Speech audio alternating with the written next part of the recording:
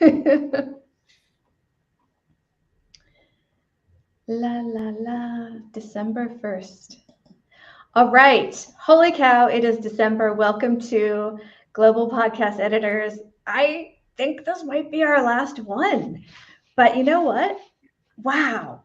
And we can talk about that later. But first, welcome to Global Podcast Editors. This is where we talk about our challenges on editing podcasts for clients, whether it be technical challenges, business challenges, creative challenges, or just anything else that falls in the category of challenges. If you're in the chat room, please say hi and feel free to add comments or questions at any point. We are live, not pre-recorded live like I was doing a lot of last month with the Meet Your Podcast Editor stuff. This is genuinely right now. Okay, final thing before we go around and meet our editors, we are this experience is sponsored by StreamYard.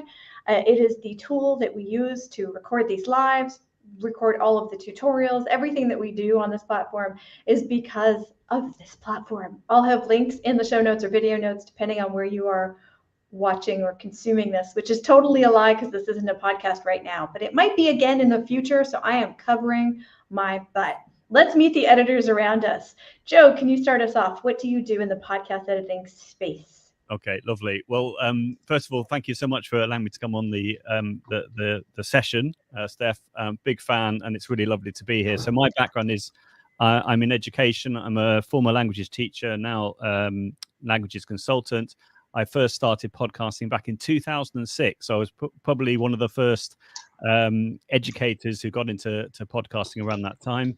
And I did my own podcast in 2019, and more recently, I've started getting commissions producing podcasts, which I'm trying to grow at the moment. And I'm a massive fan of podcasting. I'm in all the podcasting groups, and I can't wait to talk about challenges in podcasting this evening.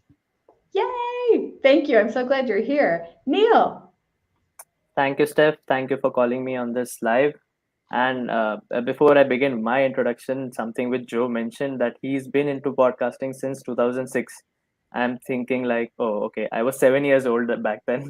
So I don't feel old at all, Joe. Do you feel old? I made sure that when I laughed, I moved my head. So I was literally learning language rather than podcasting at that time. So Joe is an expert in this. I mean, I think the number of years I have been on this planet is what Joe has experience in this field. So that's pretty awesome to be with you all. Hi everyone, I am Neil. I'm a podcast editor from India. I just started this, I guess, in COVID time. I mean, 2020 or 2019 ending. It was more of a passion thing. Like I had a friend who wanted me to help them out. I was just learning back then, and slowly started getting into the business side, and slowly joined Facebook groups, as Joe mentioned. Many of the Facebooks we are in, I mean, we all three are there in common, and that's how my podcasting journey has started. I by the way, by background, I'm a mechanical engineer, but yeah, you see, sometimes you need something which is more creative and which is more fun to do.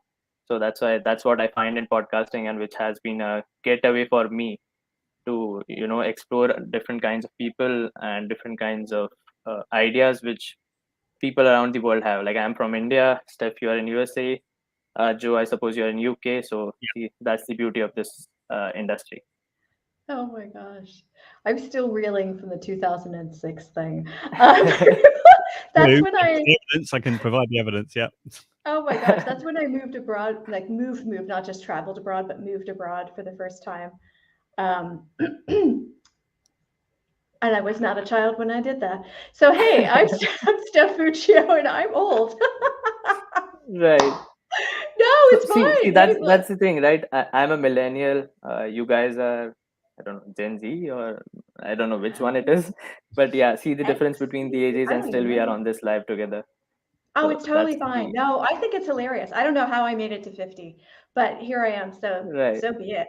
Anyway, I'm an editor. I write about podcasting. I run Global Podcast Editors. I write the newsletter. I apparently write 2 newsletters now because I'm a crazy person that does way too much. And I just spent the past 30 days doing 30 episodes during National Podcast Post Month. And oh yes, Heidi is joining me in this. Heidi says, I'm Heidi Stafford and I'm old. Ha ha ha. Or she said, la la la, la, however that said. Anyway, thank you, Heidi. Yeah. And when I first started doing this, I was doing it remotely and I was lonely and I wanted to talk to people. And it wasn't just enough to talk in the chat room. I wanted to see faces. And that's how this all started. So, and then we talked a lot about our challenges, and that's when it really took off. So that's what we've been doing for the past year. And so with that, drum roll please, our last round of challenges. Neil, can you start us off? Okay, sure. So my challenge is on the business side of podcast editing, which is how do you trust your people? By that I mean, how do you trust the people whom you outsource some of the content which you want to be edited, or some of the work which you have, or sometimes you're overloaded, you want it to be done by somebody else, and you just give it a quality check, a stamp that this is Neil Punji certified, so this is good quality, but it's done by somebody else. So how do you trust that that person won't be trying to reach out my clients directly and trying to gain business through it? So that's something I've been thinking about, and that's has been a challenge for me since, I would say, past few months. That's so hard. Okay, folks in the chat room, we need your input as well. Joe and I will chime in, but we also need to hear what you're thinking. Yeah. Oh, Joe, what do you think? I think that's a big challenge. I think personally, I'm not in that situation because I'm sort of, in a way, podcasting for me is a side hustle, in the sense that if I've got, say, a couple of clients, I've got one definite client at the moment, and I'm in discussion with a couple of others. If I have, let's say, 3, I'm more than happy with that. And I think I should. Well, I haven't done it yet, but if I get 3, I'm sure I'll be able to cope with that. Okay, so I've not been in that situation, but I would imagine it's all about your credibility, isn't it? So you don't want to say, "Oh yes, I'm going to pass it to someone else to edit."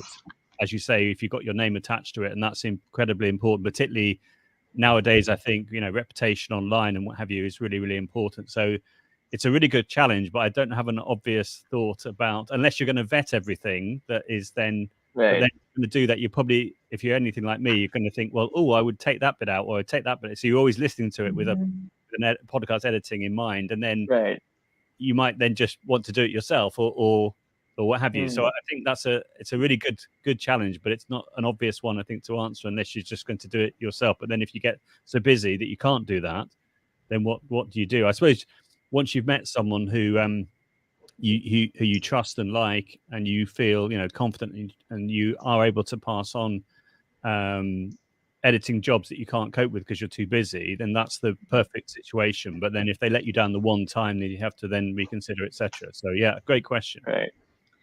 Well, I'm going to be the uncomfortable, honest person. And Neil, I have to ask you a question.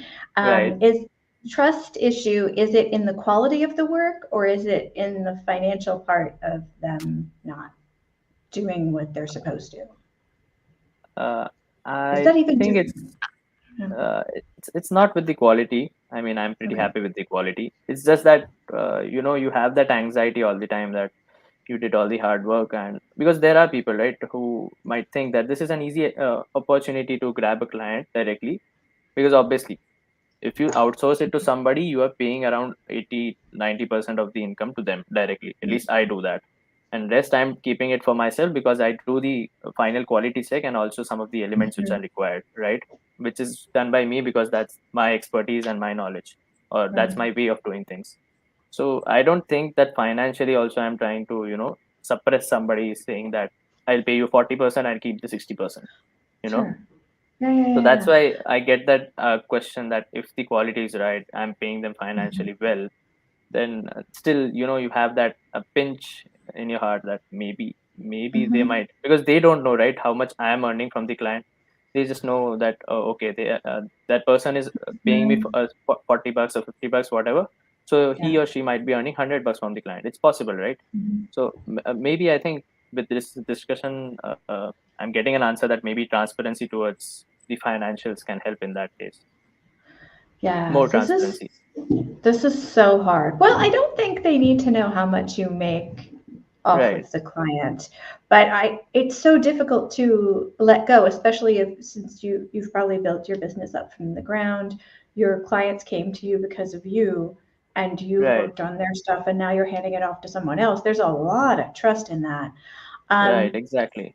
for me, I never outsourced my audio. I tried to outsource some marketing and some other things like that the client would see.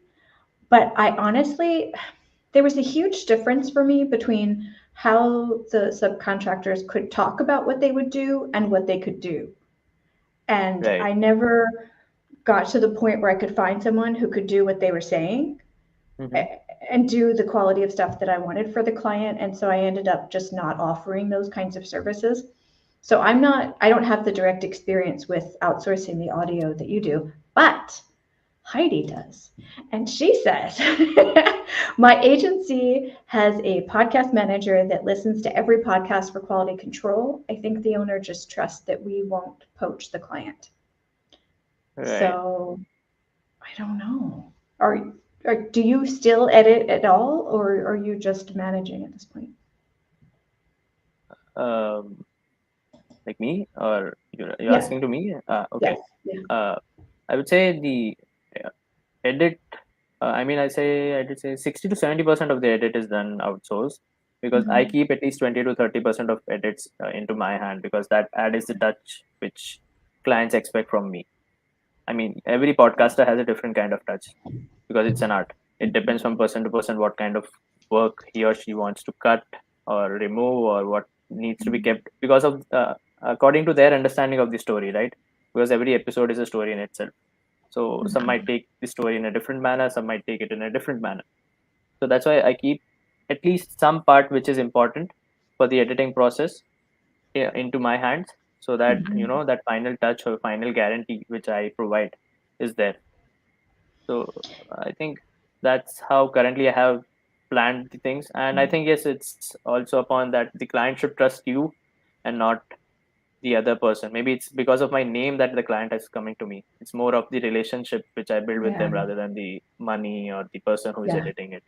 So Yeah. Yeah. that's Do what I have you received.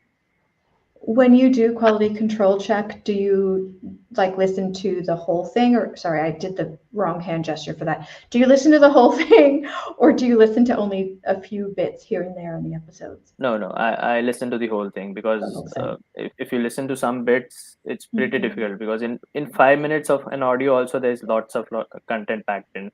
You never know Mhm. when the client suddenly changes the mood. I mean, in the episode, suddenly the host changes the whole mood of the episode. Yep. Suddenly they start laughing about something, and they were going full serious, and suddenly there's a point when everybody's laughing.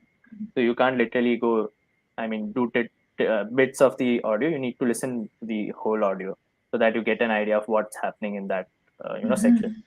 Mhm. It Mhm. might so happen that somebody who has edited it might have removed extra spaces which were needed there, because that is important for the audience to grab that, yeah, this Mhm. is a place where I need to listen patiently. I need to grab what the guest or the host is trying to speak. So that's why quality control, I need at least, I listen to the whole audio irrespective Mhm. of whoever edits. So, could I ask a question on that point? When you're listening to the audio, Neil, do you then make notes of things that you would have Right. changed if you've been editing it? Mhm. And you ask the person you subcontracted to make those cuts? Yes, I do that. I used to do that for at least starting of 5 to 10 episodes, but now I guess the person is better trained from whatever notes I have been sending in. Mhm.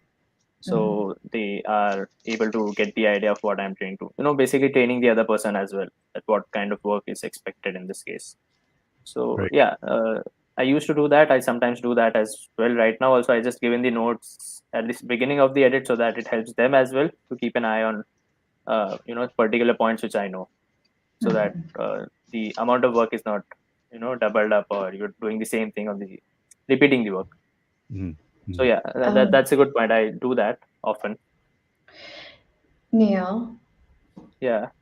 I I wonder if you have to be more of a manager now than an editor. If you're going to listen Right. to everything through, I wonder if you have to let go of some of the editing. Yeah, that's the thing, that's why it's a bit of messy. I mean, the situation is a bit Yeah. messy. At times you feel that I should just let go the audio. I believe in that person, they are doing well, and just do 1 or 2 final touches and send it to the person. But I haven't been able to reach to that point when I can say that, yeah, okay, this audio is good, done. I don't need to see, I don't need to check, and I'll just send it to the client. So yeah, I mean, it's a bit messy situation. It's possible that I might be doing double the work if I had done it directly myself. But in that case, you're training somebody, right? So it's a win-win situation at the end. In the long term, I feel Yeah. it's a win-win situation. That's true. That's true. So, oh wait, we have. Oh my gosh, what a cool name! I'm sorry if I'm saying this wrong, but I love this name. Funbi Akinsanya. Wow, did I mess that up? I'm so sorry. It says, I currently work as a producer and editor of the podcast I do work for. So most of our quality control is handled by me and our host. That's a lot of trust. Right. That is a lot of trust. And this portion, increases when the client has so much trust on you that they stop doing the quality control. Like I had 1 or 2 clients who didn't have that much trust in the beginning. Like people don't Right. have, obviously. You're working for the first time, you think, oh, I don't trust them. So they used to listen to the whole audio, which I used to send them for at least, I guess, for the first 10 or 20 episodes, they used to listen every episode. Then slowly that gradually, went down. Now they listen once a month, or they do not listen that, yeah, this guy is doing it, he'll be doing it better. They So- don't listen to their own episodes? No, some of them don't actually. They be like, Neil, we trust you. Since last 20 episodes, we are very happy with what you are doing. So let's go ahead. So that increases the burden on me as well. That I need to Yeah. be, because I'm the last person who is doing the quality control, right? Yeah. Nobody else is going to listen to it afterwards. So that's also a added factor which comes in between. So I have 3 people, but quality control is being done by one, with who is me. I have a Right. sub editor and I have a client, but the quality controls under me. So Right. at times it can get messy. It can. And the things you're talking about, like the pacing of the Right. conversation, the mood of the conversation, those aren't things you can put on a checklist. Right. Like that's Exactly. much more nuanced, and that's Right. harder Exactly. to teach. Yeah. Oh, Like yeah. literally, I had I guess once for the first time when I was outsourcing something, I was looking to hire somebody to do some stuff. So I had literally picked up and sample audio of a client wherein there were at least 3 different emotions and 3 different faces, and I had sent them to the prospective people, and at least 70 to 80% people just cut out all the extra spaces which they saw, irrespective of what was being said. Now, Yeah. what was being said in that was the client or the host was trying to basically do some yoga session or something. Like they were trying to make the audience also do the yoga with them. So they said, Oh, breathe in. no. Then there was a 3-second gap. Obviously, you need that gap, right? You can't just jump Yeah. into now exhale. So those sections were literally removed out by the people. I'm like, this is pretty awesome. I mean, this shouldn't happen if you're listening to the audio and understanding what's being said. Yeah. So that's why quality control part becomes a bit more difficult when you're outsourcing. Yeah. Do you have to outsource? At times it so happens that I have to, because I do multiple things here and there. So Yeah. at times it so happens. Yes. Gotcha.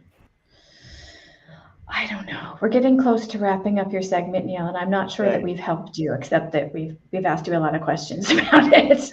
Joe, what do you think? How can we help him? That's actually better, because you asked me questions and I am slowly getting clarity that maybe this should be done, maybe this can be done. Getting more ideas of what can I implement and what might work. Well, I was going to make a comment that I thought it was very, very interesting when you were talking about doing a yoga podcast and the importance of leaving space, because I'm a massive fan of truncate silence in Audacity, Right. which allows you for those people that don't know it, allows you to have any space of audio which is longer than a certain amount. I go for half a second normally, so a lot shorter than 3 seconds, but it makes the conversations much tighter. But then the sorts of conversations that I'm recording tend to be sort of educational interviews. It's not sort of like a concept like a yoga podcast, which is a really interesting use case for not using truncate silence. Right, exactly. Actually limited to say 3 seconds, not half a second. But I find truncate silence is amazing, and I heard about it on another similar type of show with the amazing Paroma, who's a big Audacity fan, and she said she was doing this whole hour on Audacity, and then she said, right, oh, and I forgot truncate silence. This is amazing, and then it blew my mind. So I've been using it ever since. But really great example. That's a really good point. I actually used to have that habit of, once I get the episode, I do first thing is truncate silence. Then once this happened that I had that yoga episode, I was like, I guess there was a space here somewhere. Since then, that habit has slowly stopped. I mean, I do use that often because it's a lovely piece of, plugin or whatever you call it. But yeah, you need to be careful with that power. Really do. I mean, when I first started doing my own podcast 6 years ago, I took out so many of the silences. Some of my guests would message me and be like, do I really talk that fast? And I was like, oh, yeah, you do. And then I'd go back and listen and I'd be like, oh no, I did that. Right. Oh, I did that. Uh-oh. Because there's a difference between making someone sound better and making them sound different than who they are. And that's bad. And so, I mean, you learn when you learn, but when you're doing it for clients and you got to learn sooner than later. Exactly. Wow. All right. Well, I don't know if we helped, but I think we're going to move on. Is that okay, Neil? Yeah, sure. That's perfectly fine. All right, Joe, you're up. What's your biggest podcast editing challenge right now? Okay. Well, essentially, I'm all about workflow, and in particular about how to make my workflow better and better and better in editing. So I'm a big fan of discovering new options to find out how I can make my editing better. So I wouldn't like to say how many YouTube clips I've watched about Audacity, but it came to a certain point whereby I was finding that I couldn't find solutions to some problems that I was having. And then I had to do things like write my own macros or go onto the Audacity forum and ask questions and those sorts of things. So the challenge I've had is to try and improve my my editing workflow. And I feel now that I've got it down, pretty well, but I'm always looking for ways to improve it. So to give you an idea, I would slightly different from what Neil was saying. I will actually sit with the client as in virtually, obviously, in a Zoom call, and then go through what they need to do to set up the microphones to get a good sound. I think that if you get a good raw sound, that will potentially save you a lot of time in post-production. So if there's one or two people on the Zoom call, fair enough, record the Zoom call, but each person records themselves locally, sends you the track, and then you then sync it all up together, and then edit it from there. So once I've done that, I'll do various things like run each track through Bruce Free, which is an app, and as well as a plugin for Audacity and Mac, which I heard about on, I think it was the Podcast Editors Club Facebook group, which I'm sure everyone knows this, but it's absolutely amazing. And yeah, I found that was really, really good for noise reduction. And then again, as a result of that Facebook group, I got RX8 standard because everyone kept talking about RX. And I had no idea what they were talking about. And I found that's really useful for things like mouth declick and just in general, the repair assistant. And then, yeah, as I said, writing my own macros and things like that. So what I found has been a challenge is to find the more advanced information about Audacity. So, for example, or indoors in general, when you can then replicate the same idea in Audacity, which is my DAW of choice. So people like Tom Kelly with the Clean Cut Audio videos, which he made. One thing which blew my mind was the way in which, when you say a word or a client says a word and then repeats the same word and the intonation can be different. Instead of making a cut at the beginning of making the selection at the beginning of the one word to the start of the second word, because that can sound strange from an intonation point of view, actually making that cut sort of halfway through the first word and halfway through the second word. And that was something I picked up from him, which I've never ever heard in any other video on podcast editing, and so little things like that. Little So sort Joe, of can I stop you a second? more- Okay, so is the problem that you're spending too much time with all of these tools that you have, or what is the workflow problem that you're having? Because you're describing a lot of effort yeah. that you Well, put the into workflow, every I episode. suppose, on the one hand, the problem is because I'm a perfectionist. If it's an hour of audio, I can spend 10 hours editing it, which is a lot. Whew, yeah. But the reason I do that is because I really enjoy the whole process of editing. I wouldn't want to outsource anything to other people because I really enjoy it. So the challenge is how to make how to streamline the processes even better to make to cut that editing time down, but still produce the same quality podcast. Well, are the clients paying you for those? Does it match? Probably no, they're probably not, because they just want it to be good quality. And that's the other thing as well. When I may have, as I said, I may have spent like 10 hours on a piece of audio, and they come back and they normally are very complimentary, but they don't go into any detail. Whereas I think like I've sort of like debated over every and and clip. The other thing actually that in relation to that, the latest sort of challenge I've been having at the moment is things like how to get the most out of RX. So for example, I was recording a podcast with a client recently, and I noticed that she kept having like mic bumps on the table, and then you think, like, I've got RX standard, how do I get rid of that? So I asked on podcast editors group, and then they said, oh, you need to try this, this, and this in RX, which I did do, and it did work. But I'm always looking at, how can you? It's just that the difference between how much time you spend and the quality of the final product. That's the big challenge I've had, because I really enjoy the editing process, but I know that it's not very sensible to spend so much time editing it. Anyway, it's nice to get nice feedback from clients, but it's the fact I personally really enjoy it. I really enjoy the editing process, but it's just the challenge is to find ways in which I can make the workflow even quicker. So you've got two choices. Right. You can either charge more so they're paying you for your time, or you can spend less time and get comfortable with the discomfort of it not being as perfect as you want it to be. Yeah, which I don't think I'd be able to do that, and I don't think they would pay me more. So I think, what's option 3? Neil, help me out. What else can he do? Well, I don't have an option 3, but I was like debating on option 1 and option 2. If you do option 1, clients be like, okay, that's a lot of money, and it sounds tad bit better, because many clients are like, you reduce the noise, background noise, and they're like, oh wow, this is superb, and how can you take 10 hours to do that? Obviously, but they don't know that we literally debated on every space, etc., everything, because those nuances nobody understands, right?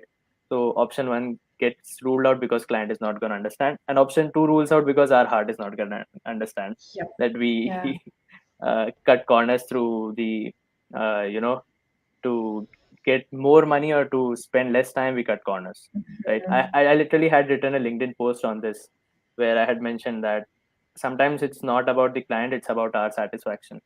Client is satisfied with only the noise reduction. I mean, just giving an example, client can be satisfied with only noise reduction and they'll be happy, but we are not satisfied because we think, oh, okay, this can be improved a lot, which many people won't understand because they don't listen to audios in a manner which we do on regular basis, every day, different kinds of audios. So yeah, that's a pretty big issue, Joe, I must say, because there's a point after which you can't speed up your process. It's there, the time which it is taking, it is going to be there. I mean, maybe some percent, 1, 2, or 5% of time you can save by some other plugins, but at the end it all comes into our brain processing speed is, I mean, limited to a level in such situations. So even if you use lots and lots of plugins, because plugins are also there, variety of plugins right now. So you might think, okay, first I'll use these 3 plugins, then I'll check the same thing with the other 3 plugins. Nobody has that much of time, right? And obviously there is an issue because every episode has a different guest whose accent is different. So maybe these 3 plugins would work better. Those 3 might won't work. For the other episode, these 3 might work, others might not work. So it's like pretty difficult to speed up the process unless unless you have a podcast where the guest is doing solo episodes. You know the accent, you know the guest, you know the Yeah. I mean you know the host, you know their way of speaking and stuff like that. So you can literally get into a process, apply the same thing, and you'll get the results. So that can be streamlined into RX. Till I know I am also using RX, not that explode yet, but I guess you can set up a preset and directly get the audio, put in the preset, and done. It's processed throughout in like seconds or minutes. So yeah, that can be done. But if you have like interview type, like we three are discussing, my accent is different, Steph's accent is different, your accent is different. So plugins also behave in different manners. So there, are you talking That's so about true. like EQ? So you would EQ each individual voice on. Let's say you had like one interviewer, two interviewees. Would you EQ Right. each individual voice, or do you just sort of do a general EQ for dialogue? Wait. Are we now adding more stuff onto your workflow? No, this is not the point. Exactly. Gentlemen. Stop. I love it, Steph. You see, that's the thing. That's why. Yeah, but I mean, on another point, if you want to become like an advanced editor, this is another challenge. Where would you go? Where would you go to learn the skills? Because one of my favorite things is to find like an hour-long live edit on, say, YouTube. Someone's literally going through and just editing a show, and you could, because obviously you can go like at 2 times speed if you want to. So you just get a feel for how it's being put together. That's when I've learned a huge amount by just seeing, the cuts they're making, etc., and then working out if I can run a macro, or if I'm trying to do something like, for example, in Audacity, you don't have ripple delete. So I wrote a macro which allowed me to do ripple delete, for example. And also the whole punch, copy, punch, paste plugin, which I think lots of people don't know about, but I think it's fantastic for copying the like a silent section of a track, like the room tone, and then using it to replace mistakes. And then I was trying to work out how I could remove, let's say I found a mistake halfway through the track, instead of going back to the start of the track to find that bit of audio to use the punch, copy, punch, paste with, and then going back to the mistake. I was trying to work out if it's possible to do a macro to basically take the information from the first 5 seconds and then replace it. I went onto the Audacity forum, and Steve, anyway, he's on the Audacity committee, as it were.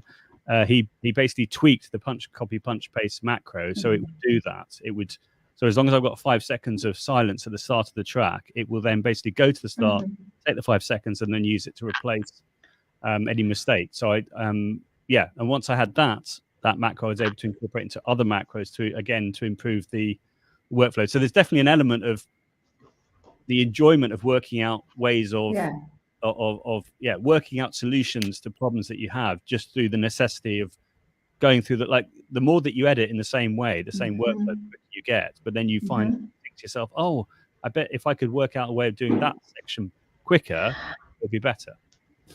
I think what you said a few minutes ago is actually really good. I don't want to put judgment on it, but when you said, where can I go to learn blah, blah, blah, I think that's it. I don't think you need to learn how to speed up, because the look in your face when you're talking about this is pure joy.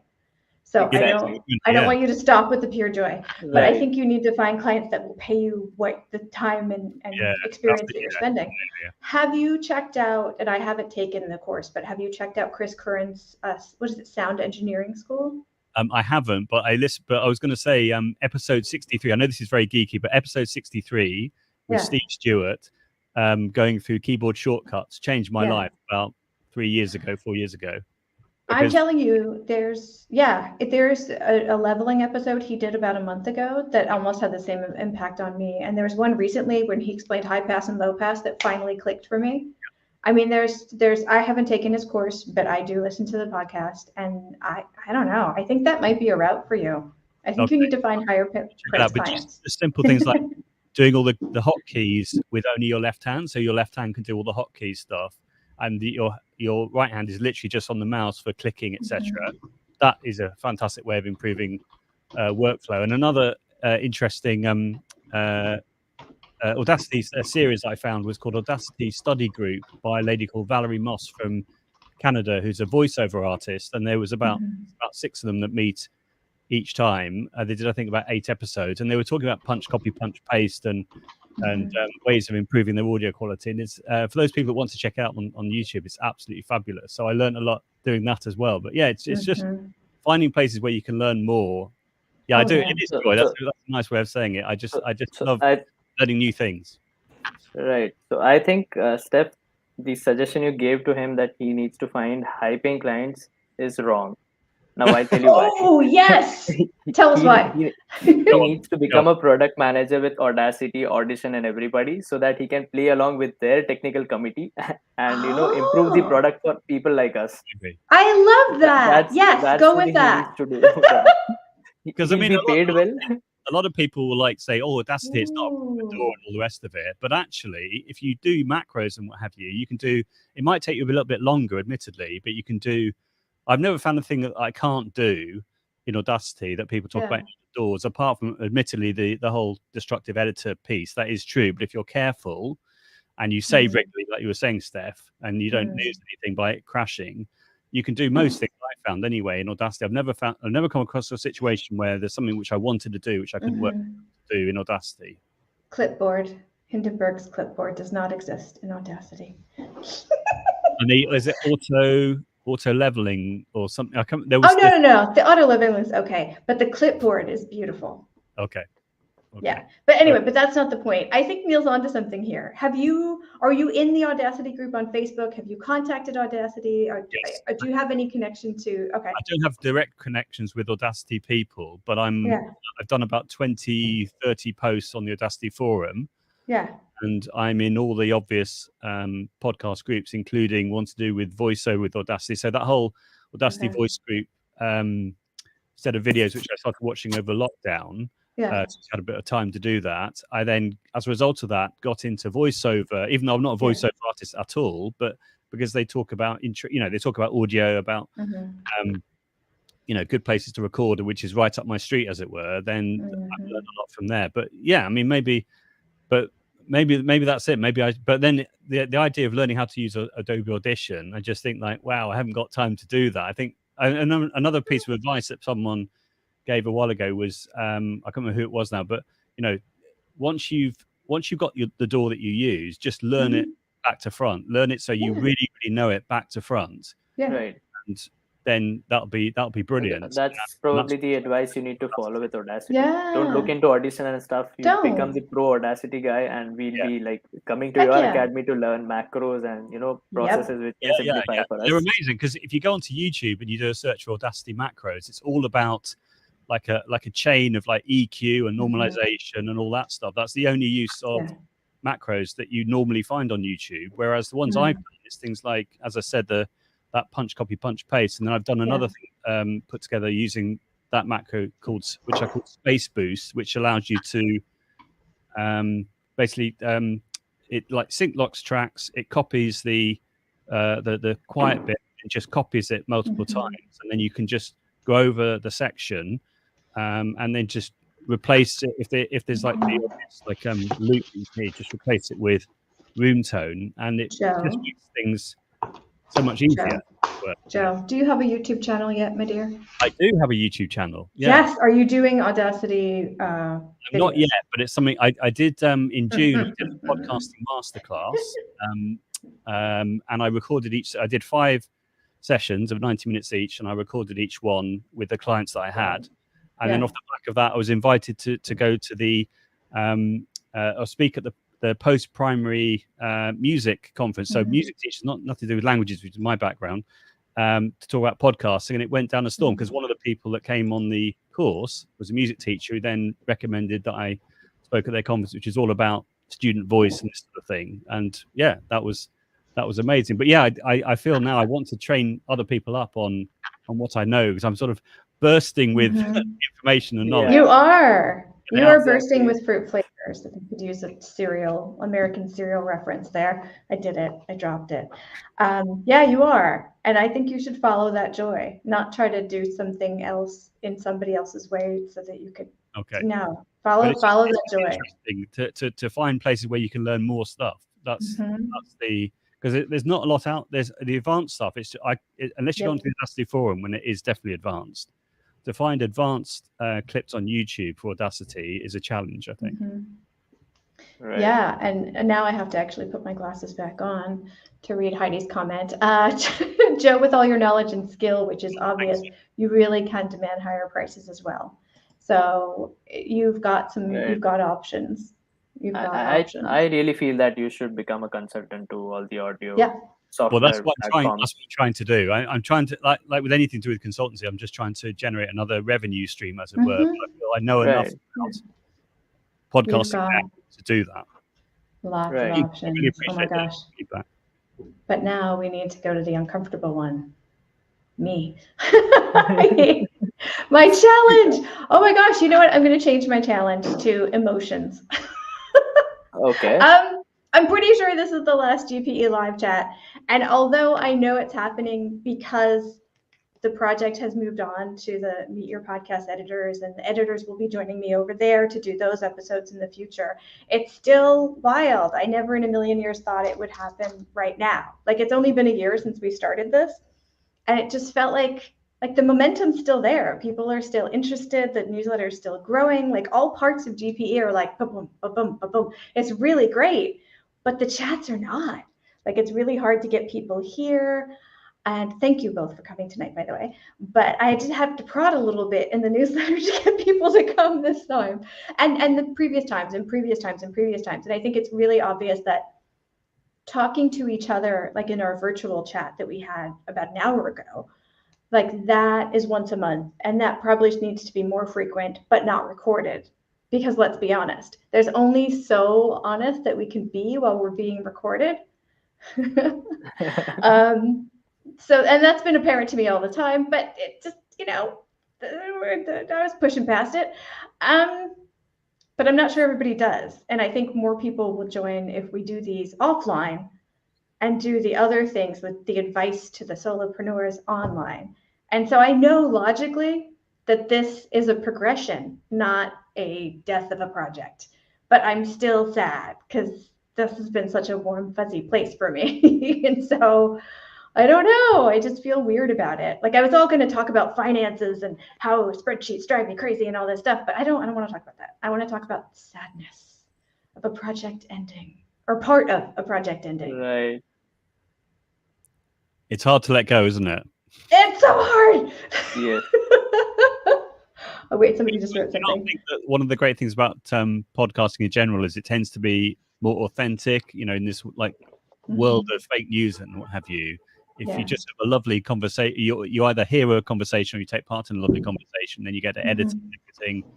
There's something that's beautiful and authentic, and when the person genuinely laughs or what have you, it's fantastic. So, but I hear what you're saying about you definitely behave in a slightly different way when you know it's being recorded as opposed to. So I think both work, but it's down to time, isn't it? It's about the time that you have for doing these meetups and the direction that you want to then go in as well.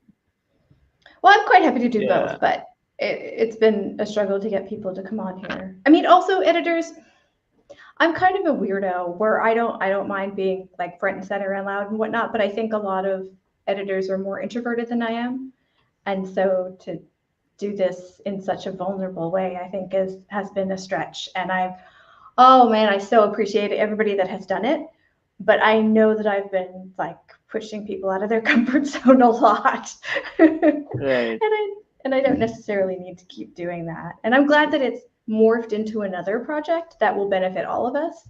But it's still kind of weird because it just went like that last month. Like, there was one day when I went, oh, it's over. Like, wow, okay, so what do I do with this YouTube channel? Right. Yeah. So one thing you mentioned about recording, like people are different while you're recording. I guess that's why thousands of PR companies exist. If you know. True. If you don't record things, why would PR companies would be there? Like I edit for a podcast where we have Indian startup founders, right? Who are who are running unicorn startups and stuff like that, businesses, $1 billion businesses and stuff like that. Mm-hmm. So at times it happens that they are in full emotions or in full flow and they say something which is not I mean, which is not to be published in public. Yeah. So whenever we Yeah. record, we have their PR team, which is also listening to the whole audio while it's being recorded or while it's being shot. So yeah, I mean, I agree totally that when it's recorded, people are less authentic. But I guess it's all about time, because not everybody can meet at the same place at the same time. So Oh, for that's why sure. that's why maybe recording is something which is a boon to all of us, or else a lot of voices would not be heard in the world anytime. Oh, very true. Very true. And I Like also if, tried earlier if we last. didn't have this platform, maybe I would not be speaking here. If we were doing this offline, maybe we three might have never got together. Mhm. So stuff like that is also, I mean, pros and cons Yeah. about everything. Yeah. Oh, absolutely. Absolutely. And I did try earlier this year, I was doing different times for different days, and then everybody got really confused. Well, which time and date is it? Because I was trying to rotate it every month so that we would hit many time zones, and it just was so Okay. confusing. It was so. Yeah, I didn't know what was up, what was that's down. pretty thoughtful, I would say. Like hitting different time zones. Yeah, I agree. I'm in a few different time zones in my head at all times because of where I am versus where I live versus where I used to live and that kind of stuff. So to me, it just seemed organic. Exactly. But yeah, I'm managing only 2 time zones and I'm confused. Oh, okay. I need to count. Okay, I'm here. This should be here at that time. Am I free? Yeah, probably I'm free. So it literally takes a lot of space in my brain. That okay, time zones. It takes a ton of space, and I use my clock app on my phone has I have different cities where I talk to people normally, and I'll have to look at that. No matter how many times I talk to them, I'm still like, I know they're exactly. but how many hours is it again? And right. I use a Chrome extension called Timely, which is very good. Mm-hmm. You can just either put in the time zone or the name of a place, and then it will and you can have like a whole list of the sort of standard ones that you use, like EST and this sort of thing. And then you can then move the slider along to the time when the webinar is or the meeting is or what have you, and then go up and see the equivalent of GMT. That's a really, really nice one. And there's an iOS app I use called Miranda as well, which it's got a very funny name. I don't know whether they decided to call it Miranda, but anyway, it does similar things. But the Timely one is really useful. That's really nice on the desktop. But going back to the recording conversations things, I mean, I've probably watched, I don't know, at least four of these sessions, and I find them really useful. And presumably, I mean, do you find that the people that you have maybe been reading their comments, etc., on different Facebook groups, when you actually get to see them live and have a conversation with them, that you get to know them so much better, or you see them in a different way, or you feel like you've made that connection? I think that's one of the beautiful things about recording these sorts of global conversations. It's fantastic. Agreed. And doing, like, I'm obsessed with what I like to now call, because I made up terms in November, I can't remember it now. Podtubelet, podcast YouTube newsletter component. And in doing the newsletter for GPE and these, and then it used to be a podcast. But that didn't go well. So doing those and then meeting people in the virtual meetings and then having the GPE private community, the email group, there's just layers of different ways you can communicate and get to know them. But yeah, you're right. Once you know them in one platform and then you meet them in person on screen or whatever you call it, it's different. And I found that in podcasting in general, like when when there's someone who's for some reason my microphone has decided this is the exact moment not to see that's happening, and I'm going, oh, mic bump. I'm gonna have to get rid of it. Oh, I'm the queen of mic bumps. I just blame it on my digital. I put a towel down now. I've got a desktop stand, and I put a towel. No. I have lentils holding my avoid stand. or to reduce mic bumps. Lentils. So Joe, are you typing the issues which we had in this recording? Like this is to be edited, this is to be removed, this is bad, this is bad. Yes. Go back to that and make an edit and all that. No, I'm not doing that. but yeah, no, I mean, on that point, does anybody edit at an increased speed. Because I've never done that. I always want to listen to the whole thing. But one of the tips people give of increasing your editing time is to have it on like 1.7. But to me, I want to listen to everything. Me too. I don't want to miss anything. Yeah. Me too. Yeah, I too had asked this question in the podcast editors group which we have, the group which Steve runs. Yeah, so there were people who said like 2x, 1.5 times. I'm like, okay, let's try, but you don't get the feel of listening to the whole audio content. So the only time I was able to do it is I had a guest on one of my clients' shows. I shouldn't have said that out loud. I had a guest on a show who had a very slow Texas accent, and it's the only time that I was able to speed it up and not lose his cadence, because I was like, oh man, I'm gonna fall asleep if I don't do this like for myself. But every other time I've tried it, I've just been like, I feel like I'm missing part of their personality in the voice. It just doesn't come through. Right, I agree.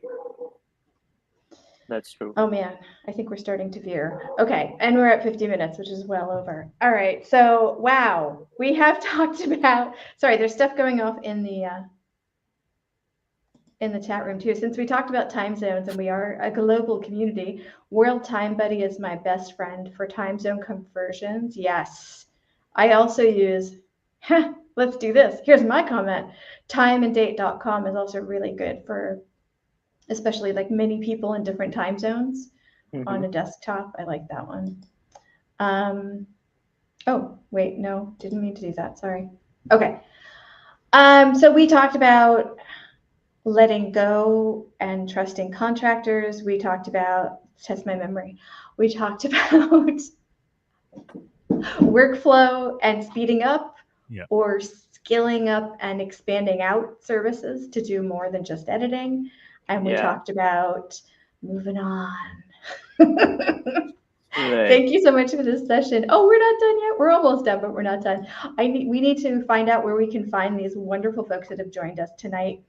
And if I can wrap up my sadness segment, we're not stopping the newsletter or the GPE community. We're just not going to be doing these chats regularly. But we're still... The chats we are having right now? Yeah. Oh, okay. This is the last deal. I feel like we're blessed. Yeah, I must say, joking apart, Steph, I think you've been absolutely amazing in all the time you've been promoting podcasters and all the stuff you do, the YouTube channel, the recording of the StreamYard, the newsletter. It's a huge amount of work. So on behalf of the podcast community, thank you so much. It's been brilliant. You're amazing. Thank you. Well, it's not going away. We're still doing similar. Well, the editors have joined me for over the past month. Can you guys hear that sound? Yeah, whose background? I'm thinking as well. It's my background, I suppose. It's like some metal sound, I guess. Yeah. It's my background. Oh, okay, whatever. Okay. Anyway, so a lot of editors joined me for the Meet Your Podcast Editors, the new project, and they're coming on and helping with like different tips and things. So we'll still be a community and do the things that we're doing other than this. And then anybody is welcome to join me over there to do those episodes and that kind of thing. So we're not totally closing down. We're just not going to do this recorded. It'll still stay here. I'm not touching anything. If anything, it might give me a chance to divide it up in a way that people can touch the different segments in easier ways and that kind of thing. But it's not going to continue. Oh, you've made me say it out loud. It's not going to continue after this one. Meet Your Podcast Editor sites. Yeah, sounds good. Yep. Thanks, Heidi. Sorry, Heidi's talking about the new podcast and YouTube and PodTubelet. If I'm making up words, I better remember what they are. Anyway, yeah, but we still have the newsletter, and if you're a subscriber to that, the private Google listserv, and we'll still have the monthly meetings. They might turn out to be more frequent than that if I can figure out a good meeting platform, all that kind of stuff. So we're still a community. We're just not necessarily going to be forward facing so much. Sounds amazing. I suppose Paroma was also on this chat sometime. Because she's my sort of teacher to me, because I used to keep asking her anything I Yeah. have doubts related to the business part or anything. I had seen her video on this. I was like, oh, okay. How can I be called here? And here I am, last day. I mean, in this Yay. format. So that's pretty, I mean, great coincidence, I would say, or That is dream pretty come true. awesome. Because I have seen your work a lot. I keep following you as well around the podcast groups on your website and everywhere. Paroma Yeah. keeps mentioning you on LinkedIn. I'm like, oh, okay. How She's can I? amazing. She is How amazing. can And I Neil's contact? LinkedIn stuff is your LinkedIn posts are fantastic. Oh, thank you. Yeah, okay. But we can talk offline. I'm sorry, we're going. I am so off focus today. This is what happens when you podcast 30 days in a stinking row. Okay, Right. I was just getting comfortable with the idea of coming on here. Oh, Heidi, I'm sorry. But I mean, yeah. Yikes. Okay.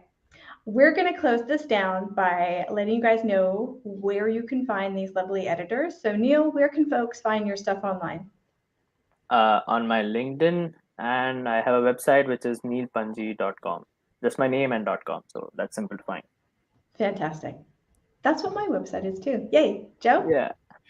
So my Twitter handle is Joe Dale. That's a great place to contact me. And if you do a search for my name plus the word podcasting, you'll find lots and lots of things I've tweeted about over many years to do with podcasting, normally educational podcasts. I don't know if we have any educational podcasters in the room tonight, but there we are. And then I am on LinkedIn as well. Another good place to connect with me. And I do have a YouTube channel, which is available at Joe Dale 100, 100 as in the figures. I have done stuff on podcasting on there, but it tends to be webinars around how you can use technology to enhance language learning, which is sort of the bread and butter of what I do as a consultant. But as I said, I've been into podcasting for many years as well. Fantastic. And yeah, stephuccio.com or just Google me. I mean, I put way too much stuff online for the past decade. They're bound to find something. Or any of the GPE stuff. Specifically, I'm a terrible, terrible person. Here, I'll put the newsletter in the chat room. It'll also be in the video notes as of tomorrow. If you're not subscribed to the newsletter, please do go check it out. We have a free and a paid version because I will never paywall all of it because I want accessibility to be a thing. Thank you to everyone and anyone who has ever participated in this. And thank you especially to Neil and Joe for closing us down tonight. Wow, that sounds terrible. For showing up on our last night to do this. I'm going to stop now before I make an absolute out of myself. Joe and Neil, hang out for 1 second. Everybody else, bye. We'll see you on the other Thank you for platforms. joining. Why am I doing this? I'm doing a really weird wave. Okay, I'm going to do this one now.